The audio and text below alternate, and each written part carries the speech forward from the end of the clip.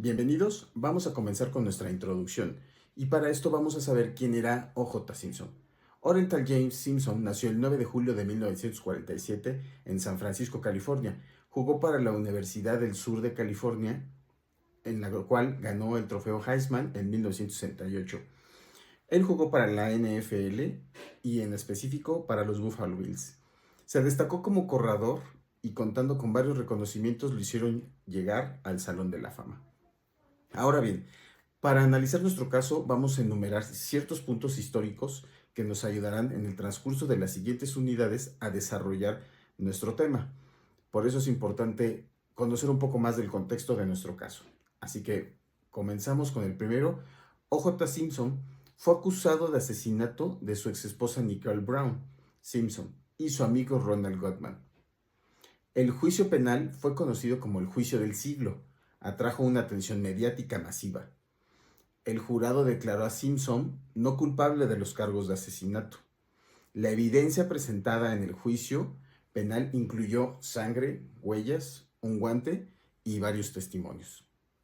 También hubo una gran controversia sobre la manipulación de la evidencia por parte de la policía y la defensa argumentó la posibilidad de siembra de pruebas. Estos son algunos de los puntos más relevantes que nos sirven como introducción a nuestro tema y comenzamos con el primero. Comenzamos con nuestra unidad número 1, en donde veremos principalmente la moral, la ética y la axiología. Desde el aspecto moral, el rol del abogado es defender los derechos de su cliente y asegurarse de que reciba un juicio justo, independientemente de las creencias personales sobre su culpabilidad o inocencia. Durante el caso, se piensa que el equipo de defensa utilizó estrategias cuestionables para absolver a un cliente con duda en su moralidad. ¿Qué nos dice la ética? Desde una perspectiva ética, el equipo de abogados fue a defender a su cliente con la mayor habilidad y dedicación posible. El abogado se basó en la presunción de inocencia, siendo un principio fundamental del sistema penal. El equipo legal siempre debió mantenerse en integridad, justicia y honestidad, valores principales de la ética. Es decir, que la defensa, a través de la moral y de la ética, se mantuvieron firmes en su expertise profesional para desempeñarse como abogados de este juicio. Vamos a ver qué dice la axiología. Axiológicamente se tienen dos conceptos durante el caso, la subjetividad y la objetividad. En la subjetividad, en la defensa se considera en el supuesto de que el cliente es inocente.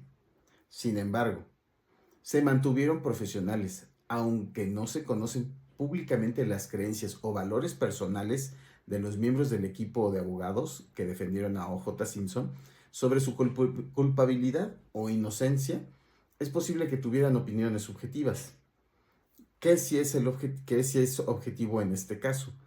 El objetivismo se dio en la aplicación de la ley y los procedimientos legales, presentando pruebas para demostrar o causar dudas razonables sobre la culpabilidad.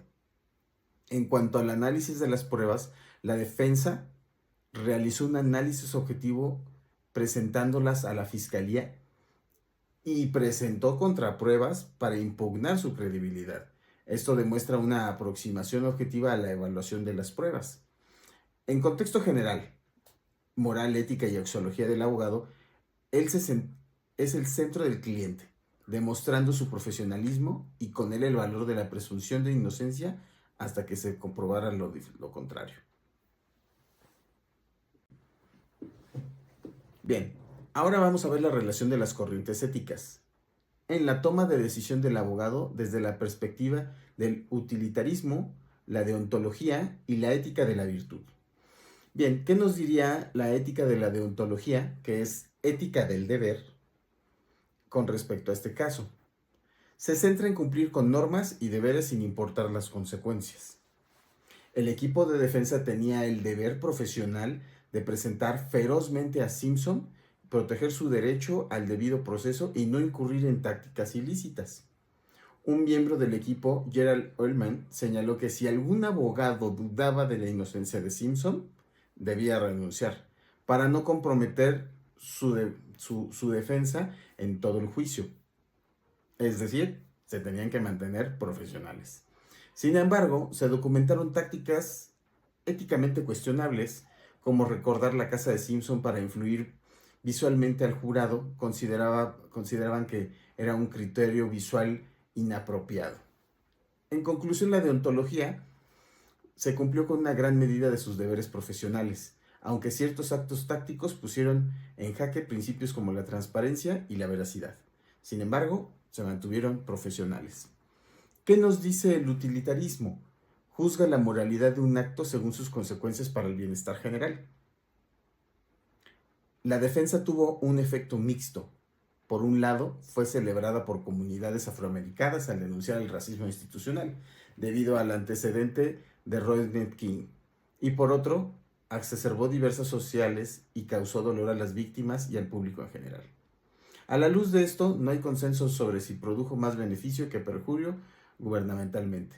La conclusión del utilitarismo sería que los efectos sociales fueron ambivalentes, generaron crítica al sistema, pero también polarizaron profundamente a distintos sectores. ¿Qué nos diría la ética de la virtud? Evalúa el carácter moral de la gente basado en virtudes como integridad, justicia y honestidad.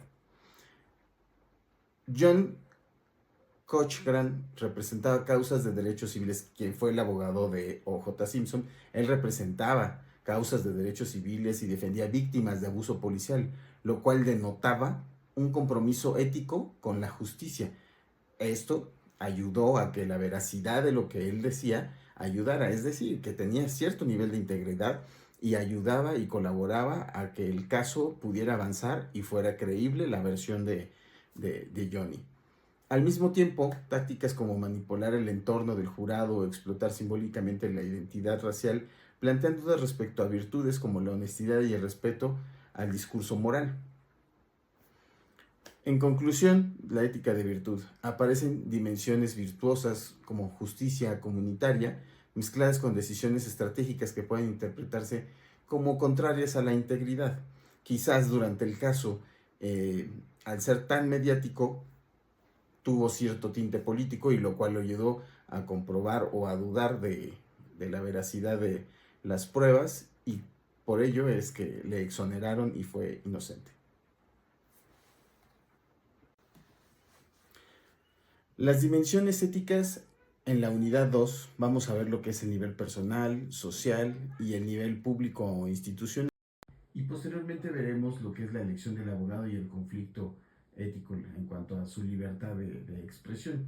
Las dimensiones éticas a nivel personal nos señalaban la acusación que había de O.J. Simpson, donde cometió 2 homicidios, además de patrones documentados de violencia doméstica contra Nicole Brown.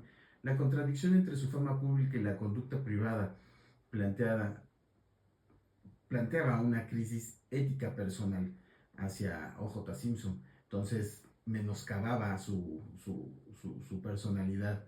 ¿Cómo se veía este caso a nivel social? El juicio reveló una profunda división racial en Estados Unidos, mientras gran parte de la comunidad afroamericana interpretó el juicio como un acto de justicia frente a un sistema policial históricamente discriminatorio. Muchos blancos lo vieron como evidencia de que el acusado recibió un trato preferencial. Las encuestas en 1995 reflejaron, contestadas por blancos, la culpabilidad. Sin embargo, los afroamericanos, en mayor número, consideraban su inocencia.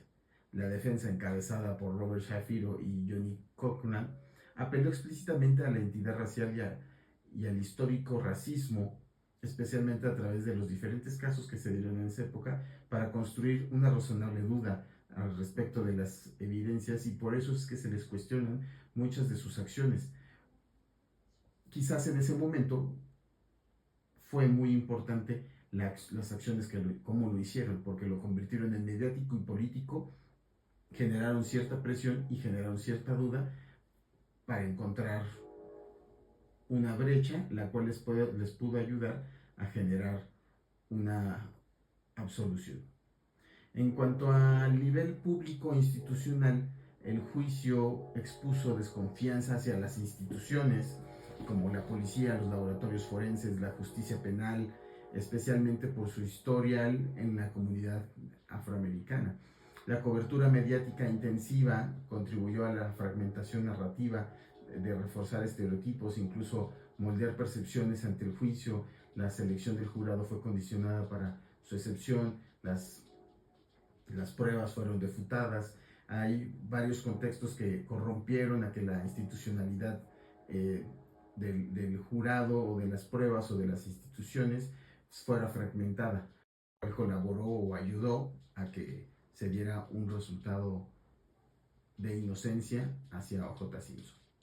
Ahora bien, en nuestro otro tema de esta misma unidad es la libertad en la elección del abogado y el conflicto ético. O.J. Simpson eh, ejerció su derecho a elegir una defensa de élite, el célebre Dream Team legal, un ejército completo de su libertad individual. Su equipo incluía abogados como Zafiro, Krugman, Lynn Valley, Barry Sheck, entre otros. Realmente abogados de muy buena talla que se dedicaban y tenían cierto grado de integridad por la defensa que hacían contra el racismo o contra policías abusivos, lo cual dio un contexto bastante relevante sobre la ética de los abogados.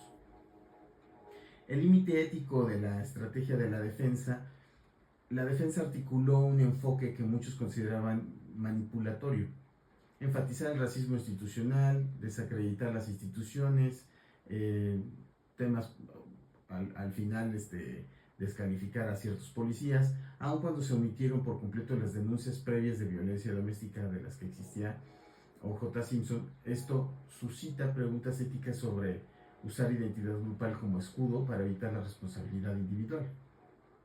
La libertad de elegir representa un componente capital del sistema judicial estadounidense, pero su implementación táctica plantea debates hasta donde el abogado puede elegir libremente cuál va a ser su representada, siempre y cuando se mantenga dentro de un marco ético de la ley, y también está interesado en defenderle, siempre y cuando pues se encuentre dentro de sus valores y su moral y su virtud. Sin embargo, tiene todo su derecho también a demitir si en determinado momento se menoscaba su ética profesional o hay una falta de competencia. En cuanto a la influencia del núcleo social y los valores comunitarios, la comunidad afroamericana, tras sucesos como Rodney King en 1991 y varios procesos que se realizaron en contra de la comunidad afroamericana, ayudó a empujar a que se diera con mayor facilidad un cambio diferente en cuanto al tratado, en cuanto a cómo trataban a O.J. Simpson. Es por eso que a través de las diferentes pruebas pudieron tener un éxito.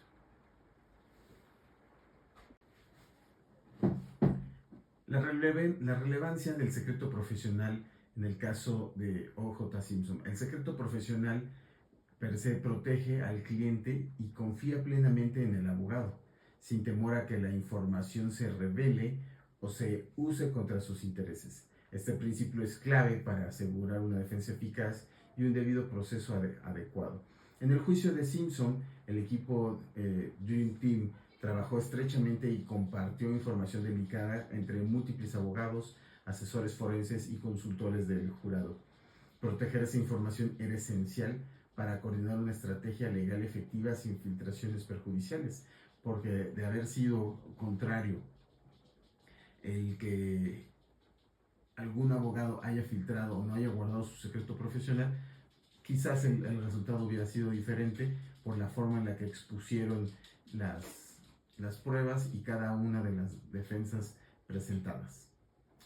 El equilibrio entre la confidencialidad y la responsabilidad moral. La confidencialidad: el abogado tiene el deber de guardar la confidencialidad de todas las comunicaciones con el cliente, tanto como obligación profesional como derecho frente a autoridades judiciales o administrativas. Este privilegio es inherente al derecho de defensa y también una dimensión pública al sostener la confianza del sistema legal. Ahora bien, la responsabilidad moral. Aunque la defensa de O.J. Simpson actuó dentro del marco legal, muchos observadores consideran que sobrepasó los límites éticos. Se realizaron tácticas cuestionables como remodelaciones secretas de la casa de Simpson para influir en el jurado, manipulación mediática estratégica y la selección racial del jurado. El profesor Albert Hochschild habló específicamente de dirty tricks usados por los defensores, distracciones del fiscal, filtraciones calculadas a los medios, exclusión de pruebas, explotación del racismo institucional, aunque no violaron normas expresas, atentaron contra la integridad del proceso. ¿Pudo haber sido menoscabado? Sí. Al final del día los abogados realizaron su trabajo en excelencia, pero debieron de haber guardado esa ética moral dentro de su persona, y quizás ellos sepan la verdad, no la sabemos, pero la ética que mantuvieron a nivel profesional fue asombrosa. Esta es nuestra última unidad, es la unidad número 4, la conciencia moral del abogado al enfrentar las presiones del caso. Según Heuvelman, los abogados tienen el deber de representar a su cliente con toda la fuerza que la ley le permita. Si su convicción moral interfiere con esa representación, deberían declinar el caso.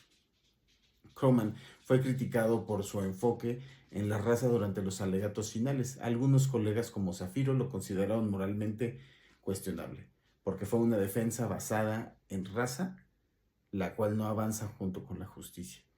Sin embargo, Barry Scheck fue acusado de presentar teorías conspirativas sobre la siembra de pruebas, lo cual algunos críticos consideran engañoso y antiético a la verdad judicial. Bien, ahora veremos cuál es el impacto que tuvo sobre el tema legislativo y judicial.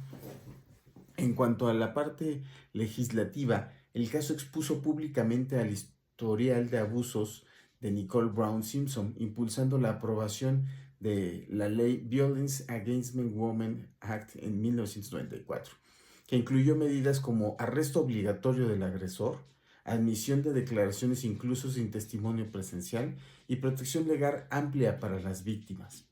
En 1996 se aprobó una ley federal que impide a agresores domésticos adquirir armas de fuego, reduciendo en un 35% la tasa de homicidios en 2007. ¿Cuál será el impacto judicial que se dio referente al caso de O.J. Simpson? La mejora de protocolos forenses y cadena de custodia. La defensa de Simpson logró demostrar fallos graves en la preservación de las pruebas por parte de la policía y de las